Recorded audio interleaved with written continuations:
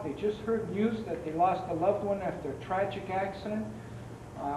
They're in a lot of grief, and they're being approached to make a very, very important decision at the worst time possible. They're in their weakest state of mind, and it's in our wills saying that when we're wanting to pass things on in our lives, we're in our right state of mind when we're making these things, because you need to be in your right state of mind.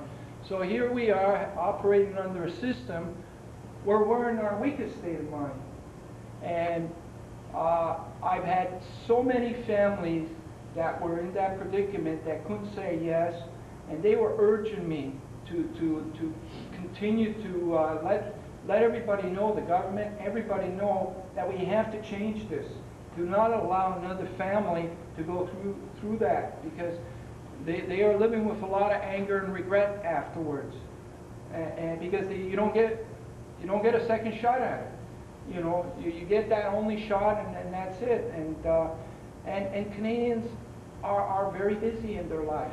You know, they lead very busy lives, and we usually schedule things in. So if we're scheduling to sign that donor card, and we're scheduling to share this wish with the family, what if your time comes before you get around to doing that? You know, we've had countless times that must have happened like that.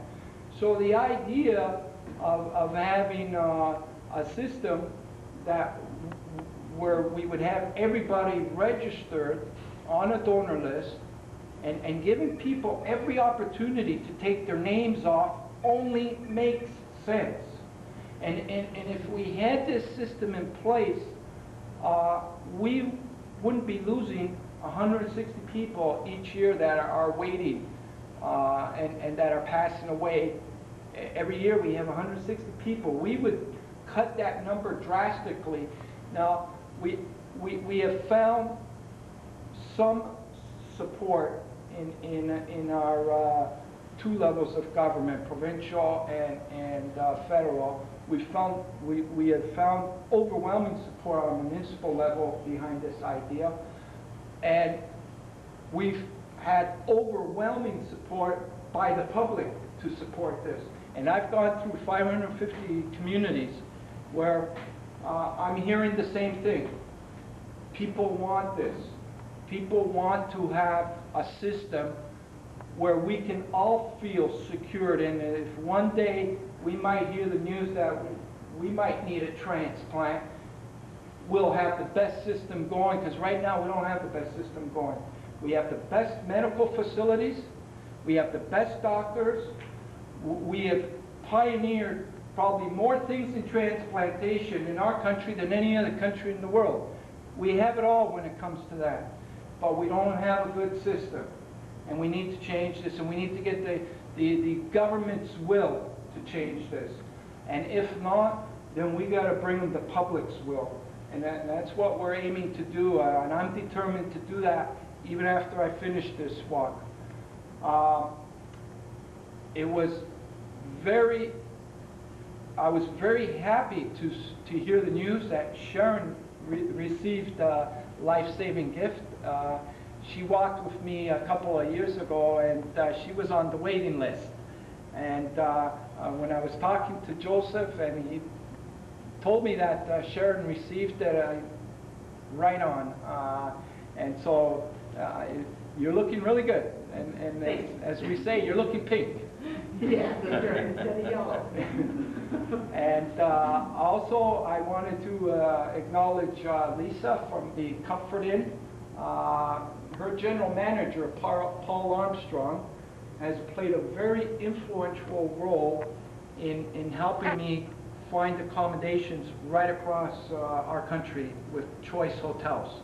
Every time I was in a spot where I didn't have any accommodations, I would give Paul a call, and I would say, Paul, can you fix something up with me? I'm out here in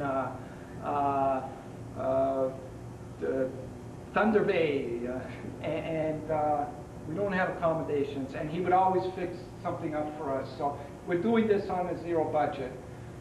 So we wanted to acknowledge Paul's an outstanding citizen in our community, and the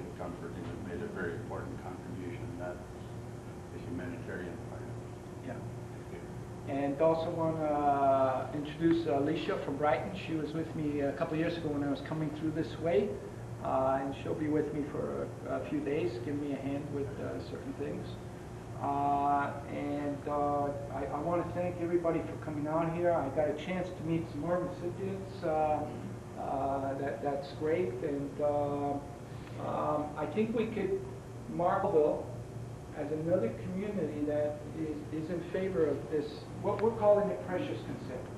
Kind of gives it a different, from presumed consent. Because I found when I was approaching people and talking about presumed consent, they kind of, is this another thing where the government's going to force something on us?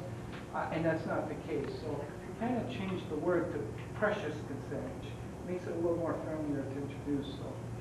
I'd like to present you the key to the city, which serve as a constant reminder of passing through the city's name on it. Now, can this get me into? Not to the safe, but everywhere. Not to the